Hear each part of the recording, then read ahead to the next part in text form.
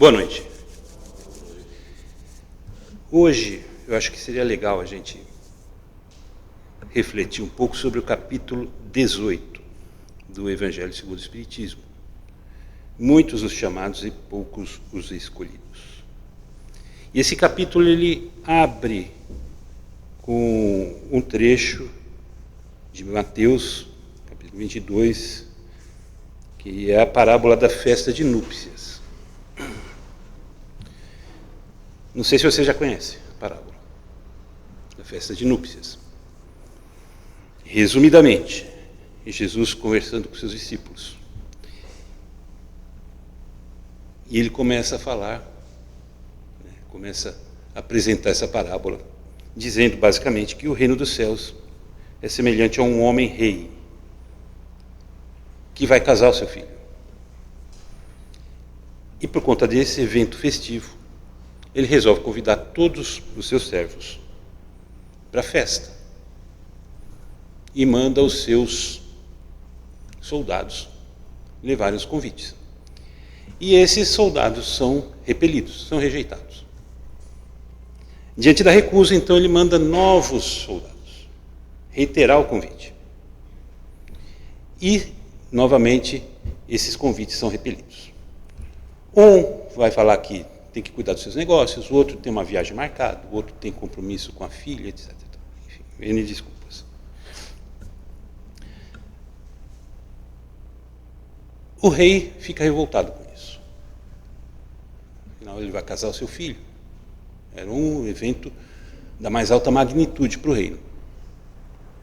E aí, com muita raiva, ele chama os seus homens e manda convidar todos aqueles que eles encontrassem pelas ruas da cidade. Indistintamente de classe, de origem, qualquer um. Vai, convidem. E eles foram e convidaram.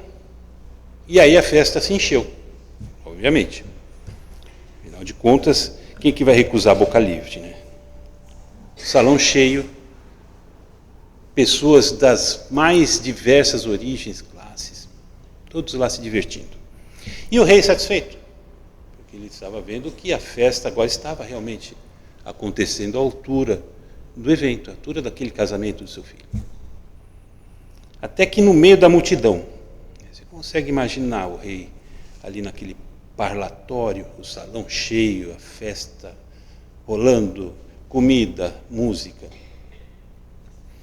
E o rei detecta uma pessoa ali no meio da festa, que não estava usando o traje nupcial, porque o traje nupcial era algo dos costumes da época que se usava obrigatoriamente nessas cerimônias de casamento. Traje nupcial, traje para usar em núpcias, nas festas de núpcias.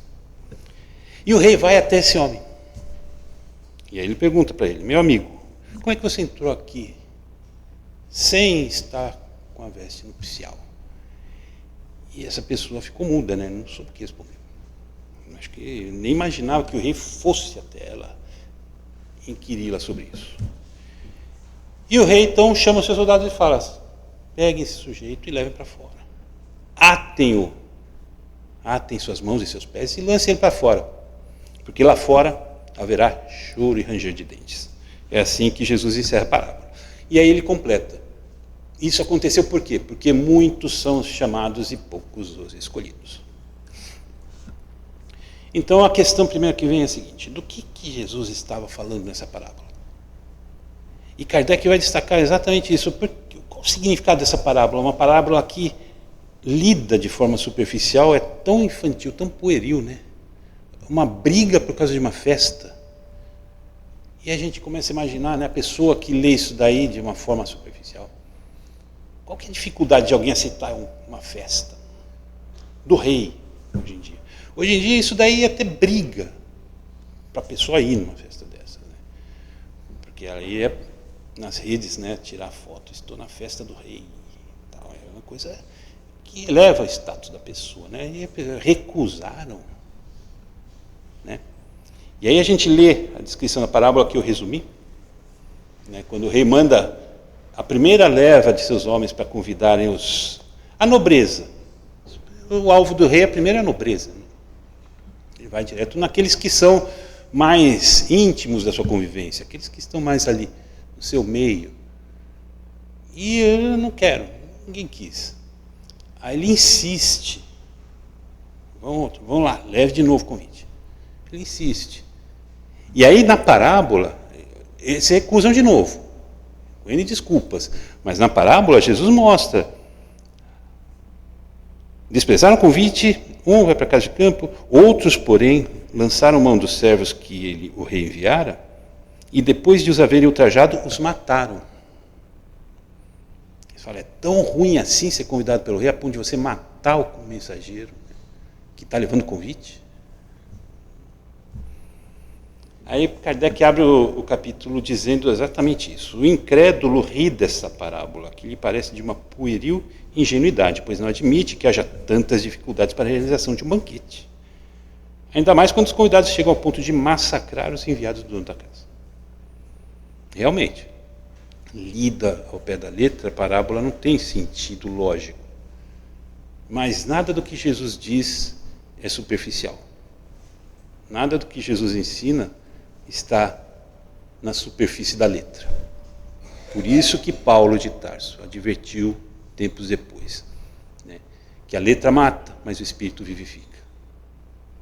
Porque a gente deve mergulhar no conteúdo do que Jesus está ensinando.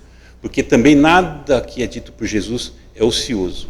Não tem nenhuma palavra que Jesus disse pregando, ensinando, discutindo com seus discípulos, com os seus seguidores, com os doutores da lei, que não tem o significado, que não tem o sentido. Então há sentido aqui. Qual que é o sentido? Então Kardec começa a destrinchar essa parábola. Ele vai partir da premissa. Isso aqui é uma analogia. Ele não está falando de uma festa de casamento, óbvio. Mas é uma analogia. É uma parábola. E as parábolas são recursos pedagógicos que a gente usa para colocar um ensinamento mais profundo com uma imagem simples, fácil de assimilar. Então, com a ideia do casamento do rei, o que Jesus estava querendo mostrar? Que o rei do universo, o rei da criação, o rei de todas as coisas, o rei de tudo que foi criado, de tudo que será criado, como diz o Velho Testamento, Isaías. Deus mandou o seu filho, ele teve o seu filho oferecido para núpcias, para as festas de núpcias. Com quem esse filho ia casar? E quem era esse filho? Era o próprio Cristo. O próprio Cristo que veio fazer essa união nupcial com quem? Qual que é a ideia da união nupcial? Vocês lembram o que já foi dito no Velho Testamento e que é muito, muito considerado como base, inclusive, da religião judaica? Quando fala da Arca da Aliança. A ideia da aliança não é uma ideia que surgiu com essa parábola. Traduzida na analogia das festas de núpcias, do casamento do filho do rei.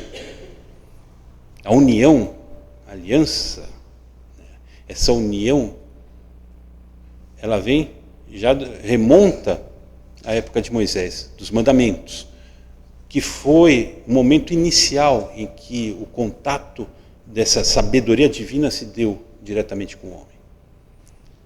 Já havia vindo fragmentado em pontos esparsos, mas a primeira vez em que esse conteúdo e que essa ligação foi estabelecida de forma direta e integral na sua essência, o homem foi com Moisés, lá no Monte Sinai, os 10 mandamentos. E a ideia da arca nasceu ali. Os judeus então entenderam aquele evento todo como a união que Deus estava oferecendo com o seu povo eleito. Uma união que iria prosseguir pelos séculos. Que representaria então o povo eleito, e a partir daí então esse povo, as leis, as coisas divinas iriam se concretizar através desse povo. Mas a ideia das núpcias, ela parte remonta a essa ideia da aliança, da arca. A união de Deus com o seu povo, a união de Deus com sua obra. A união de Deus com a sua cria. O homem não foi criado e abandonado. Deus está com ele. Deus está sempre com ele. Podia parar aqui a parábola, para o indivíduo já entender que ele não está nunca sozinho. Por mais que pareça às vezes que ele esteja lutando sozinho contra todo mundo, contra todas as adversidades que existem no mundo, ele não está sozinho. E ainda que a sua luta seja contra muitos inimigos, talvez, muitas circunstâncias contrárias, aquele que está ao seu lado é muito maior do que todas essas circunstâncias contrárias. Isso já bastava. Mas aí segue, não parou aqui, né? Segue. E aí Jesus vai narrando toda a história que aconteceu entre essa relação de Deus com seus filhos. Surgiu com Moisés, né? No povo judeu, o primeiro povo que o recebeu. Por quê? Porque já tinha uma preparação para isso, já estavam com uma concepção um pouco mais avançada do que os demais, porque eles já tinham ideia, a crença no Deus único, né? No monoteísmo. Então eles já entendiam que só existia um Deus. E isso foi suficiente para que as coisas acontecessem por meio do povo judeu. E para relembrar essa união, Deus mandou vários de seus homens, os profetas, para fazer lembrar o povo o que havia sido pactuado e o que estava por vir para concretizar de vez esse pacto, que era o advento do Cristo. Então, desde os livros mais antigos do Velho Testamento, dos profetas mais antigos do Velho Testamento, Isaías, Ezequias, Zacarias, todos eles convergem para esse momento que é a vinda do Cristo. Para preparar. Quando a gente vai estudar as profecias no livro da Gênesis, Allan Kardec, quando fala sobre elas, ele fala, por que existem profecias? Para preparar o povo. Esse é o primeiro ponto. Para que o povo se prepare para um evento que virá acontecer. E que com isso ele consiga absorver e aproveitar da melhor forma. O que fizeram os judeus com os apóstolos, com os profetas? Os que não foram presos foram mortos. Alguns foram colocados em desgraça, em desterro. Né? Nenhum deles foi tido em boa fé, em boa conta. Aí você vê, uns foram, a primeira leva foi rejeitada, a segunda, alguns chegaram inclusive a ser mortos, né, os mensageiros. Foi o que aconteceu, Jesus estava advertindo eles, vocês mataram os seus filhos. E ele vai repetir isso em outras oportunidades, aí de forma explícita. Vocês mataram seus profetas. Vocês não respeitaram os enviados de Deus. Esse povo não respeitou. Mas aí seguiu. E seguiu como? O rei falou, agora convide todo mundo. Por quê? Porque antes o convite estava direcionado aos judeus, aos nobres, à nobreza, né, da realeza, a analogia que é feita aqui, um povo judeu, que foi o primeiro povo escolhido, por conta dessa característica que eles já tinham. E aqui entra uma questão de logística, uma logística divina da coisa. Por que a ideia era se dirigir primeiro aos judeus? Porque para eles era mais fácil assimilar os princípios básicos das leis divinas. Era mais fácil. A parte mais difícil, que era entender que só há um Deus, eles já tinham superado. Aí você vai para os outros povos que existiam contemporâneos na época, Roma, Grécia, a Pérsia. Cada evento tinha um Deus, existiam deuses para tudo. Como é que você vai mudar a cabeça de uma pessoa dessa de uma forma eficaz? Isso já leva tempo. Então era necessário que você tivesse uma preparação, alguém que pudesse ajudar o povo judeu iria ser essa preparação. Eles tinham como finalidade isso, auxiliar na divulgação da palavra. Porque o Cristo vindo sozinho, ele não ia dar conta. Ele ia precisar de gente. Naquela época, como ele fez, quantos quilômetros Cristo cobriu no território de Israel? Muito pouco, a pé, que era como ele podia viajar na época. Sem mídias, sem eletrônico, sem nada. Quando muito ele foi para Cafarnaum, desceu lá para o Jordão, lá para Basileia, Jerusalém, Betsaida, ali ele fez um losango ali, deve ter o quê? Se pegar a quilometragem ali, talvez o máximo que ele tenha andado foi 5 quilômetros. É tipo, ele pegou daqui a São Paulo, assim, passando por Cabreúva, ele fez um triângulo assim. Foi isso que ele pôde fazer na época. Como que ia transformar o mundo fazendo com essa possibilidade? Ele precisava de alguém que pudesse dar apoio. Era para ser o povo judeu. E aí sim, você tem uma base que pode ajudar a difundir essa palavra. Só que o povo judeu rejeitou Jesus, rejeitou os profetas, rejeitou Jesus. Então, vamos ter que partir para o plano B. Pegue todo mundo e a gente vai então ver no que pode resultar isso daqui. No próprio Evangelho, quando Jesus conclama, ele seleciona os seus discípulos, né? Ele seleciona os apóstolos e ele tem também 70 discípulos que seguem com ele. Inclusive são divididos em pares para ir pregar. E ele fala, dentre as orientações que Jesus passa para esses apóstolos, para esses discípulos, uma delas é essa. Não vades aos gentios, ide primeiro às ovelhas de Israel. Porque era essa a ideia. Reforça com esse pessoal, porque eles já têm uma base pré-preparada para auxiliar. E eles vão ajudar. E aí a gente ganha tempo, a gente maximiza a nossa eficiência. Só que não funcionou. Então chamou todo mundo. Agora, ele não chamou todos, né? Essa é uma parte que sempre me chamou a atenção na parábola. Jesus fala, são muitos os chamados. Mas Jesus não falou, são todos os chamados. Ele não chamou todos. Ele chamou uma boa parte. Ele não chamou todos. Por que isso? Porque apesar do desapontamento do rei, com tudo aquilo que ele havia passado para conseguir organizar sua festa, vou ter que chamar, ter que substituir com as pessoas do povo.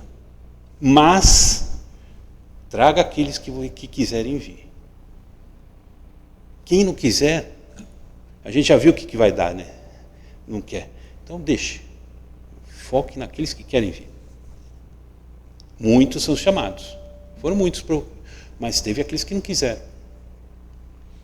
Por isso que a gente pega e fala, esse convite pessoal, ele não é para todos. Porque respeita-se o nosso livre-arbítrio. Deus respeita. Aquele que não quer, ele vai ter sua vontade respeitada. A hora que ele despertar, se ainda houver algo disponível nesse sentido, a gente conversa. Mas ele não vai forçar a consciência de ninguém. E a gente vê isso hoje em dia. Tanta gente que ainda é renitente no mal. E a gente fala aqui o mal considerando o conceito espírita, né, do termo, né? Não é aquela imagem que a gente vê em filme de terror. O mal como o conceito espírita. Bem e mal, certo? Está lá no livro dos Espíritos. O bem é o que se aproxima da lei de Deus. O mal é o que se afasta da lei de Deus. Então não precisa ser violento, não precisa ser agressivo, não precisa ser assassino, sanguinolento para ser mal. Uma pessoa indiferente é uma pessoa má. Uma pessoa egoísta é uma pessoa má. Uma pessoa intolerante é uma pessoa má. Porque todas essas características são contrárias àquilo que a lei de Deus ensina. Então é esse mal que eu estou falando. E esse mal as pessoas são. A gente vê muito na rua. Tem muita gente má nesse sentido. E é assim. Deus poderia mudar. forçar essas pessoas a reformar a sua natureza, mas ele não faz, porque respeita o nosso livre-arbítrio. Por isso que não são todos os chamados, são muitos. E somos bastante mesmo. Todos nós que estamos aqui somos chamados. Nós tivemos esse chamado, por isso que a gente está aqui. Mas ser chamado não basta. Ser chamado não bastou. Esses que receberam o convite, que foram chamados, eles foram para a festa, se divertiram. Mas lá no meio, tantas horas, alguém foi detectado ali que não deveria estar lá. Mas ele não foi chamado? Foi. Mas mesmo sendo chamado, é preciso que ele atenda o requisito. Precisava da veste nupcial. O que é a veste nupcial? É um traje. Né? Aquela coisa, a aparência com que a gente se apresenta para fazer as coisas, ela conta alguma coisa no final da história. Kardec resume tudo isso no último parágrafo do item 1 desse capítulo, dizendo sobre a questão da veste nupcial. Não basta ser convidado, não basta dizer-se cristão, nem tampouco sentar-se à mesa para participar do banquete celeste. É necessário, antes de tudo, e como condição expressa, vestir a túnica nupcial, ou seja, purificar o coração e praticar a lei segundo o Espírito. Pois essa lei se encontra inteira nessas palavras: fora da caridade não há salvação. Quão poucos se tornam dignos de entrar no reino dos céus. Foi por isso que Jesus disse: muitos serão chamados e poucos os escolhidos. Então, vejam a sequência em que as coisas acontecem diante desse festim nupcial, que representa todo o resumo daquilo que Jesus veio nos mostrar como objetivo, como finalidade. Jesus passou a sua vida pública, né, inteira trabalhando essa ideia. Hajam pensando na vida futura. Hajam pensando na vida do Espírito. Porque o que tem aqui na terra, o que tem aqui na matéria, a traça rói, a ferrugem apodrece, o ladrão rouba. Mas o que é do Espírito, ele não perde. Foque naquilo que vocês não podem perder. Chegou ao ponto de dizer, né, quando ele alertou os seus apóstolos: olha, vocês vão ser perseguidos por defenderem minhas ideias. Vocês serão mortos, inclusive, por causa disso. Mas não temam, porque aquele que pode tirar o corpo não pode tirar o espírito. A matéria é matéria, mas o que é espírito é espírito. Então, esse foi toda a tônica, essa tônica do ensinamento do Cristo. Focar na vida futura. E a partir daí,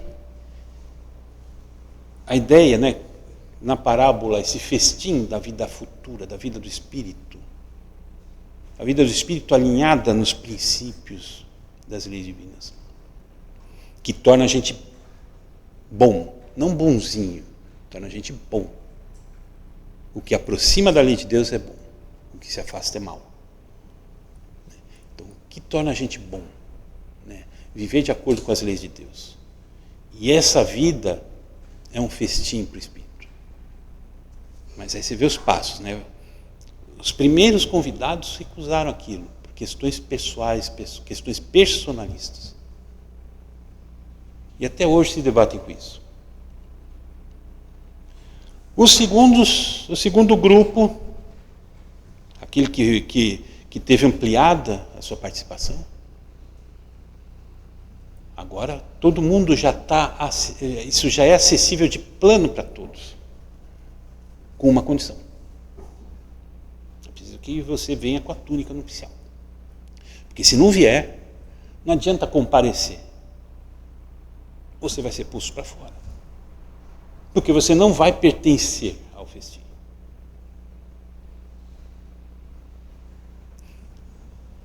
Isso é muito atual, gente. Transplante isso para a nossa época. Nós todos aqui recebemos esse convite, estamos aqui. Faz parte do nosso atendimento ao chamado, a gente está aqui. Agora, refletindo, quantos de nós estamos com a túnica nupcial? De repente, nenhum de nós. O que sobra para esses, então? Choro e ranger de dentes? O que é o choro e ranger de dentes? Voltar e fazer melhor. Começar de novo. Volta e tenta conseguir essa túnica. Parta de novo desse ponto de início. Tenta, dessa vez, vestir-se com essa túnica. É um recomeço. E recomeçar não é fácil. Toda vez que a gente vem para reencarnar no mundo de provas e expiações, principalmente, que é o nosso mundo de condição, a gente vem com esse receio dentro de nós. Vou ter que voltar. Porque a gente sabe o que vai encontrar aqui. A gente sabe que não vai encontrar nada legal, nada idílico, nada fácil. A gente vai encontrar pedreira, a gente vai encontrar gente insensível, gente intolerante, gente egoísta, gente que pisa nos outros. Se não bastasse, a gente ainda vai morar num planeta que tem condições físicas ainda agressivas. Aí num dia vai fazer 42 graus, aí no outro dia vem uma frente fria, vai cair para 5. Aí todo mundo fica com bronquite, asma, todas as doenças. Aí você sai, vai limpar a grama, a aranha te pica. Tem aranha, tem peçonha, bicho peçonhento nesse mundo. É o nosso mundo. Todas essas condições são necessárias para os espíritos, que ainda precisam aprender como nós. E quando a gente percebe que vai encarnar aqui, chora. De novo. Aí chora. Vai de novo. Ainda é aqui. Chora. Choro e ranger de dentes. Não adianta estar aqui se não estiver com essa túnica nupcial. Não adianta frequentar a igreja, frequentar uma casa religiosa, se não estivermos com a túnica nupcial. Não adianta ler o Evangelho segundo o Espiritismo, participar dos cursos. Hoje começa o curso de passe, né? Aliás, eu tenho um recado para dar daqui a pouco. Para quem se inscreveu. Não sei se aqui há alguém que se inscreveu para o curso de passe. Daqui a pouco eu tenho um recadinho para passar. Vou estudar, vou aprender, vou mergulhar na doutrina, vou decorar o livro dos Espíritos, a Bíblia, os Evangelhos. Não adianta nada disso. Muito provavelmente a gente já fez isso em outras encarnações.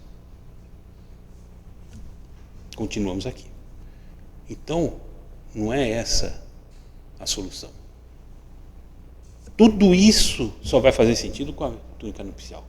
Só que, vestidos dessa túnica nupcial, a gente não precisaria, em tese, a rigor está aqui. Ou na igreja, ou numa casa religiosa. A túnica nos faz dispensar essa necessidade. Porque ela já nos faz alinhar, o espírito já se alinha por estar vestindo essa túnica. Olhe a diferença. Quanta gente simples, quanta gente teoricamente inculta, que desconhece as coisas básicas que a gente estuda no Evangelho, na doutrina espírita, ou nos outros livros, que sabe viver as leis de Deus muito melhor do que a gente. Na sua simplicidade, na sua humildade, na sua ignorância ali, mas ela sabe. Então, ali não há essa ignorância só aparente. Ela não precisa. Porque o vestir a túnica já superou isso. Ela já aprendeu que precisava vestir a túnica. Viver a lei de Deus. Qual que é a lei de Deus? Um monte de artigos, livros, volumes de doutrina, não. É uma que se divide em duas partes, né? Uma. Ame a Deus e ao próximo como a si mesmo. Não são nem 10 palavras na frase. Que esforço a gente precisa para decorar isso, para memorizar? Nenhum. Agora, para praticar. Essas pessoas com a túnica, elas praticam. Elas já vieram para praticar isso. E é o que basta. Ninguém chegou lá na festa assim, olha, eu sou doutor em teologia. Conheço todas as escrituras. Entende? Não é isso que vai fazer. Se a gente quer alguma mudança, a gente precisa pensar nisso. Se a gente quer alguma conquista em termos de crescimento, de evolução, a gente tem que pensar nisso. Olhem como essa parábola é atual e importante para a gente. É uma historinha boba, né? Nossa, o pessoal brigando para não ir na festa, não tem nada disso. Olha como ela é profunda. E pega justamente ali no âmago do problema. O que eu preciso? O que eu estou fazendo? Eu tenho a minha túnica. O que eu preciso para costurar ela? Eu já tenho pelo menos a fazenda necessária para costurar, mandar fazer essa túnica vestir. Porque se a gente não tem, é bom a gente correr atrás. A gente está marcando passo. Só que estamos marcando passo numa hora inapropriada, vamos dizer assim. Porque quando a gente está num processo de transição, para a gente essa transição também impacta. Sabe? De repente vai falar, bom, outras casas nos esperam se a gente não conseguir permanecer nessa. Mas isso será que vai ser algo que eu vou saber lidar? Quanto tempo eu vou precisar para assimilar, se eu conseguir? São questões que a gente deve pensar, a gente deve refletir. A gente se cansa de interpretar as coisas de forma equivocada. Então, quando vê uma parábola como essa, para mostrar bem na nossa fuça, né? Todo o acessório, todo o aparato, todo o superficial, isso daí é irrelevante. A gente bate ponto fazendo isso, fazendo aquilo, se não for com a túnica, meu amigo, não vai adiantar. Então, a primeira preocupação que a gente tem, saindo daqui, chegando em casa, eu tenho a minha túnica, se eu não tenho, o que eu preciso para conseguir? E tentar conseguir. Porque do contrário, a gente vai continuar no choro e ranger de dentes.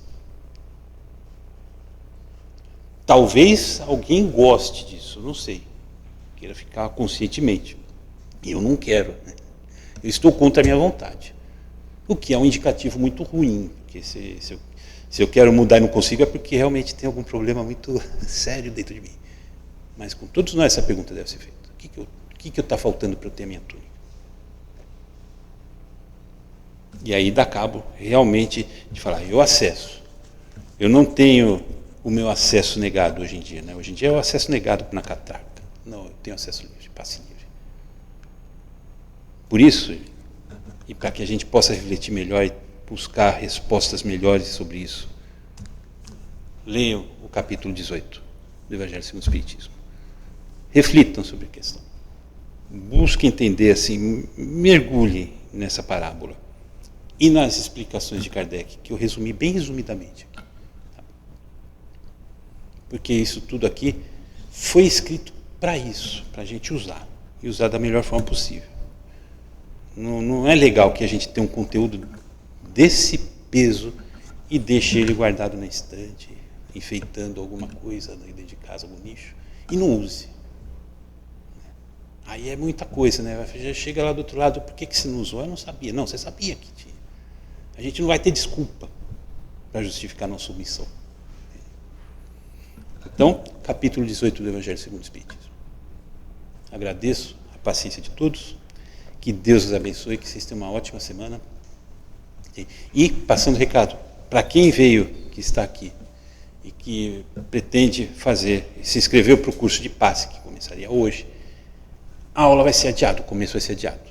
Vai ser adiado porque quem daria o curso, minha mãe, Araci, não está bem, está com a sinusite atacada, ela não pôde vir. Então, ficou para a semana que vem. Mantida a mesma condição. Depois a palestra, acabando 7h30, com chorinho 7,36, aí já sai direto para o curso, certo? Então, qualquer coisa, aí, se for necessário, isso foi muito de improviso.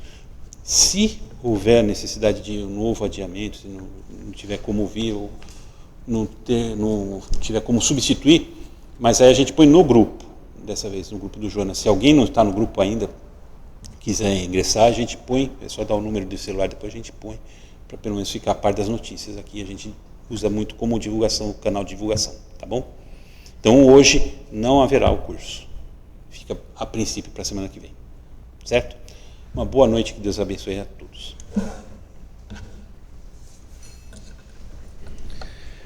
Então a gente vai levando o nosso pensamento com muita alegria no coração. Gratidão por estarmos aqui hoje à noite, e mais uma oportunidade de estudos, de aprendizado, de reflexões e meditações sobre o Evangelho do Cristo, à luz da doutrina espírita formatada por Allan Kardec e a espiritualidade superior. E com o coração cheio de alegria, a gente agradece a todos os amigos espirituais que, de alguma forma, participam desse nosso processo de transformação e de renovação espiritual que escolhemos executar em nossas existências. Aos nossos mentores, aos mentores da casa, aos mentores desse estudo, o nosso muito obrigado. E levando mais o pensamento, a gente busca alcançar aquele que é a razão pela qual estamos aqui todos reunidos hoje. Aquele que veio até nós pessoalmente, trazer o seu Evangelho bendito, esse guia luminoso de renovação e de reconstrução pessoal, e que permanece diuturnamente no nosso horizonte, como um farol iluminar, nos mostrando o caminho, nos infundindo força, serenidade, coragem e fé, para prosseguir na jornada, mesmo diante dos tropeços, das dificuldades que o mundo nos oferece. Ao nosso Mestre, Senhor Jesus Cristo, nosso muito obrigado por toda a sua fé, por toda a sua paz, por toda a sua misericórdia e amor para conosco. Que suas bênçãos possam envolver cada coração aqui presente hoje. Que sua luz possa renovar as esperanças de todos nós aqui reunidos, encarnados e desencarnados, para que possamos trazer para as nossas vidas esses conteúdos que estudamos, que eles possam fazer parte de nossos atos, de nossos pensamentos, de nossas condutas, e que a gente possa, utilizando esse material, dentro das nossas limitações ainda, realizar uma existência mais luminosa e funcionarmos como cartas vivas do seu Evangelho, auxiliando a difundi-lo e a transformar essa família humana, ainda tão necessitada de despertar para as realidades do Espírito, em uma família cada vez mais integrada, nos mais profundos laços de amor e de fraternidade para o humanazo de nosso Pai. Que assim seja, graças a Deus e graças a Ti, Jesus.